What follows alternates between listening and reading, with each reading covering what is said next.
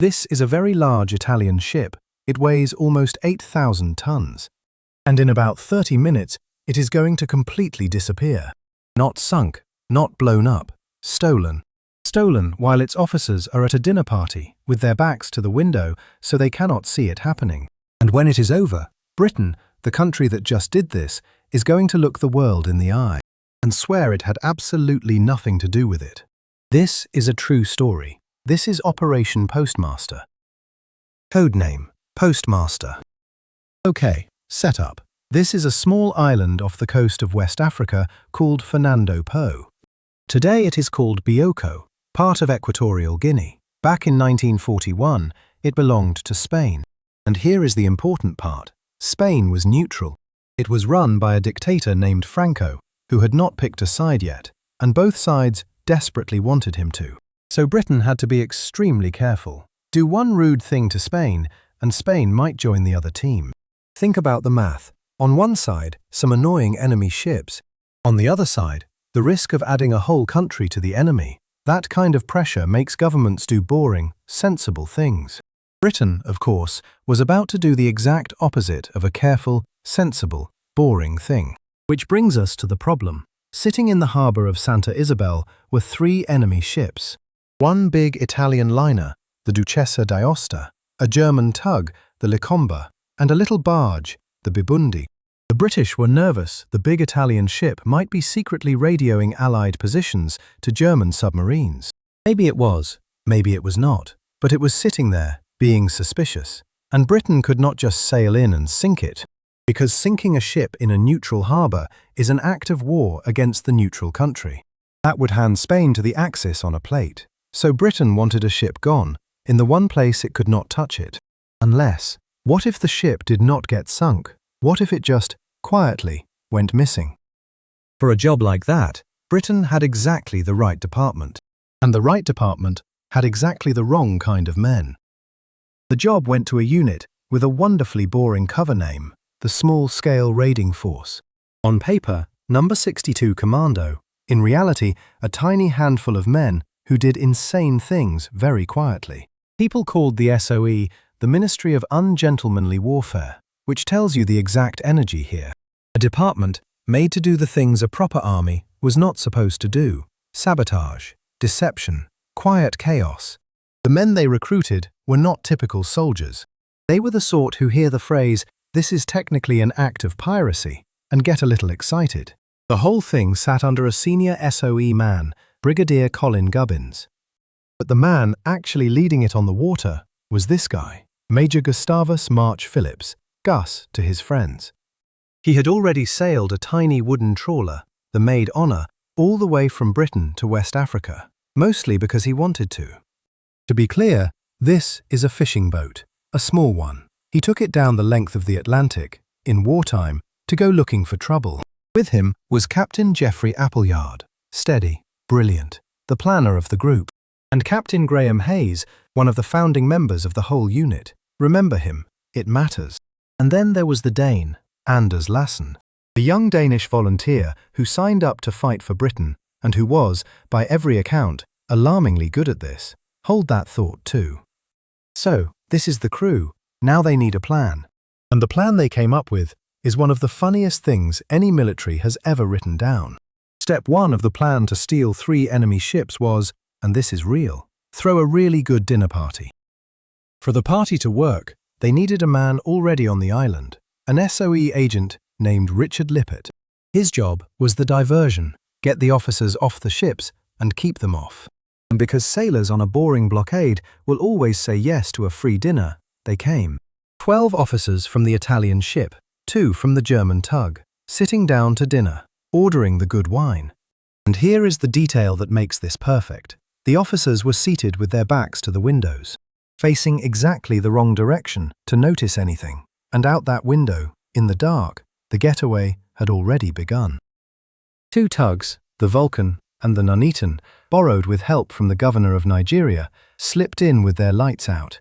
On board, the raiding party, around 3 dozen men, commandos, a few SOE agents, and local volunteers. They came alongside the ships as quietly as they could. Some crew were still aboard.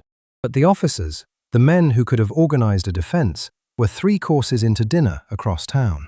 Now, a ship this big does not just drive away. It is held by enormous anchor chains. You cannot untie those.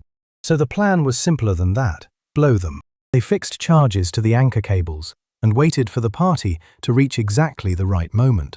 In one building, 14 enemy officers get louder and happier. On their ships, in the dark, commandos wire up the chains to blow. And the whole plan depended on the party staying loud enough for exactly long enough.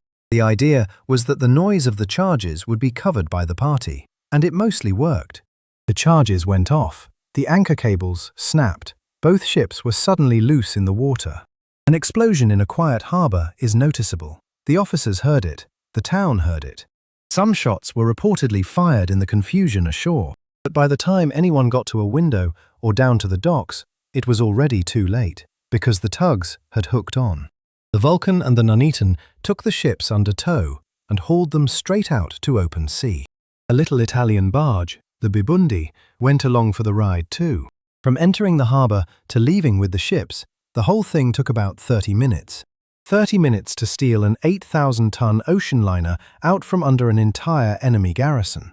They took 29 prisoners, the crew still aboard. Later, 27 Italians were interned safely in Nigeria. And here is the part most tellings get wrong. Not one member of the raiding party was killed. It was a theft.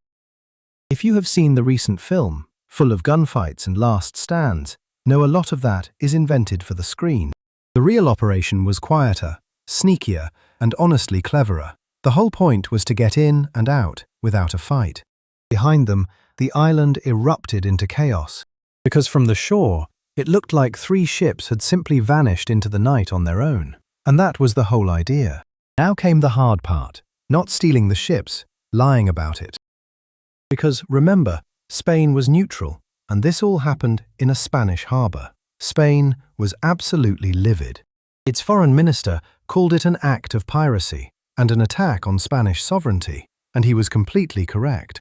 So the finger got pointed. Was it the British, the Americans, some anti-government Spanish rebels? Nobody could quite prove it, which was not an accident. The raiders had reportedly left 3 French caps behind, just to give everyone a different suspect to argue about.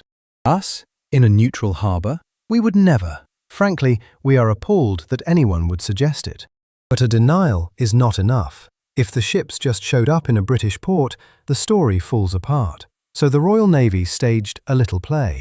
They sent a corvette called HMS Violet out to sea, and out there, in international waters, it intercepted the ships, dramatically, as if catching them by surprise. It was completely staged. The Navy was capturing ships its own people had already stolen, but now there was a clean official story. These enemy ships had made a run for Europe, and the Navy heroically caught them. Nothing to do with any neutral harbour. Escorted into the British port of Lagos, the giant Italian ship arrived as a prize of war, cleanly, legally, on paper. It was not perfectly clean for everyone. Richard Lippett, the man who threw the party, was still on the island. A few days later, the Spanish took him in. They knew someone had made those officers vanish for the evening. The cover story was reportedly shaped by a naval intelligence officer you may have heard of, a man named Ian Fleming. Yes, that one. The one who later wrote James Bond. He helped sell the lie that kept the ships and kept Spain calm. The stolen liner was quietly renamed the Empire Yukon and put to work for the British war effort. The perfect crime. Almost nobody was hurt. The enemy lost 3 ships, and Spain never got its proof. For the men who pulled it off, it should have been the story they told for the rest of their lives. But the war was not done with them, and this is where the jokes stop. Operation Postmaster made these men legends inside the secret world. Anders Lassen was commissioned as an officer on the spot and given an immediate military cross for the raid. For men who had just pulled off one of the cleanest operations of the war, the future must have looked survivable. But most of the men who stood on that deck did not live to see the end of the war.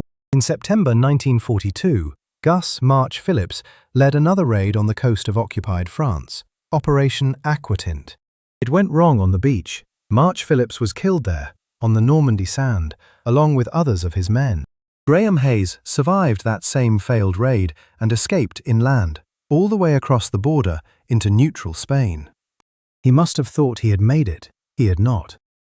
He was handed over to the Germans. They took him to Fresnes prison near Paris and held him in solitary for 9 months. On the 13th of July, 1943, Graham Hayes was executed by firing squad. Anders Lassen kept fighting and kept rising. By 1945, he was a major. On the night of the 8th of April, 1945, on the shore of Lake Comacchio in Italy, Lassen led an attack on German positions. He assaulted the enemy strongpoints himself, and he was mortally wounded. For that action, Anders Lassen was awarded the Victoria Cross, Britain's highest award for valour. He received it after his death. He was the only man from outside the Commonwealth to earn the Victoria Cross in the entire Second World War. His parents accepted it from the king at the end of that year. 3 men from one impossible night. 1 killed on a beach in France. 1 executed in a prison near Paris. 1 killed leading from the front in Italy. The heist made them famous. The war took them anyway. So that is Operation Postmaster. 3 enemy ships stolen out of a neutral harbour with a dinner party and a box of explosives. A lie so good, a future James Bond author helped write it. And a country that swore, straight-faced, that it had done nothing at all. For the true stories from the secret edges of the war that almost nobody tells, subscribe. Next time, the pilot who was shot down, captured, and then talked his way into stealing an enemy plane.